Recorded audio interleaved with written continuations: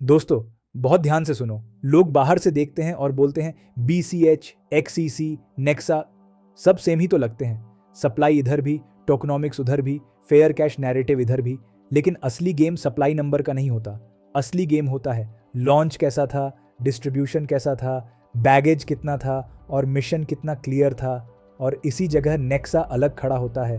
BCH क्या था? एक फोर्क। XEC क्या था? एक और इनहेरिटेड लाइनेज। मतलब क्या? पुरानी चेन की पुरानी हिस्ट्री, पुराने होल्डर्स, पुराना बैगेज, पुराना सेलिंग प्रेशर, पुराने ट्राइब्स। यानी नेटवर्क नया दिखता था लेकिन साइकोलॉजी पुरानी थी। नेक्सा वैसा नहीं है। नेक्सा एक फ्रेश स्टार्ट है।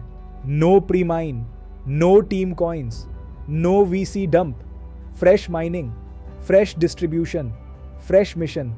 सिंपल लाइन में समझो, BCH और XEC पुरानी आग की चिंगारियां थे। नेक्सा नई भट्टी जलाने की कोशिश है। और ये छोटा फर्क नहीं है। क्रिप्टो में कभी कभी प्रोजेक्ट कोड से नहीं, डिस्ट्रीब्यूशन से जीतता है। जहां इनहेरिटेड होल्डर्स ज़्यादा होते हैं वहां बिलीफ कम और सेलिंग प्रेशर ज़्यादा होता है। लेकिन जहां लोग कॉन्शियसली एंटर करते हैं, माइन करते हैं, बिल्ड करते हैं, होल्ड करते हैं, वहां नेटवर्क में जान अलग होती है। अब नेक्सा का दूसरा बड़ा पॉइंट समझो। ये सिर्फ एक और कैश कॉइन बनने नहीं आया, ये ब्रॉडर मिशन के साथ आया है।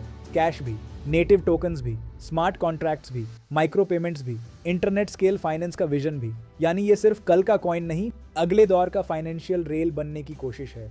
और यही जगह मुझे सबसे ज्यादा बुलिश बनाती है, क्योंकि फ्यूचर किस चीज का है? टाइनी पेमेंट्स का, क्रिएटर इकोनॉमी का, टोकनाइज्ड एक्सेस का, इंस्टेंट सेटलमेंट्स का, बॉर्डरलेस वैल्यू ट्रांसफर का, इंटरनेट नेटिव मनी का। और अगर फ्यूचर का इंटरनेट वैल्यू एक्सचेंज मांगेगा तो ऐसे नेटवर्क की ज़रूरत होगी जो सिर्फ सर्वाइव ना करे, स्केल भी करे। यहीं पर नेक्सा की कहानी और स्ट्रांग होती है। Fresh start, clean structure, broader mission, bigger design horizon. अब ऑनेस्ट बात भी सुन लो, सिर्फ थ्योरी से कुछ नहीं होता, सिर्फ फेयर लॉन्च से कुछ नहीं होता, सिर्फ टेक्नोलॉजी से भी कुछ नहीं होता। लेकिन जब क्लीन लॉन्च, क्लियर मिशन और स्ट्रॉन्ग एग्जीक्यूशन एक लाइन में आ जाते हैं, तब छोटा प्रोजेक्ट मूवमेंट बन सकता है। और नेक्सा के साथ बुलिश थीसिस यही है। ये रिसाइकल्ड मिशन नहीं लगता, ये अनफिनिश्ड फोर्क वॉर का एक्सटेंशन नहीं लगता, ये एक फ्रेश फाइनेंशियल चेन थीसिस लगता है। इसलिए मेरे लिए नेक्सा का क्वेश्चन ये नहीं है कि क्या ये एक और कॉइन है। मेरे लिए क्वेश्चन ये है, क्या ये वो क्लीन स्लेट है जहां लॉस्ट मिशन को फाइनली कंप्लीट किया जा सकता है? और ऑनेस्टली हाँ, हो सकता है, बहुत स्ट्रांगली हो सकता है।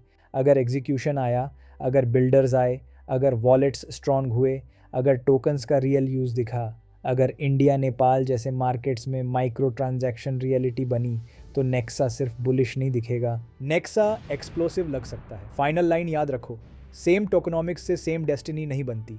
BCH और XEC हिस्ट्री लेकर आए थे, नेक्सा पॉसिबिलिटी लेकर आया है। और कभी कभी मार्केट हिस्ट्री को रिवॉर्ड नहीं करता, क्लीन पॉसिबिलिटी को रिवॉर्ड करता है।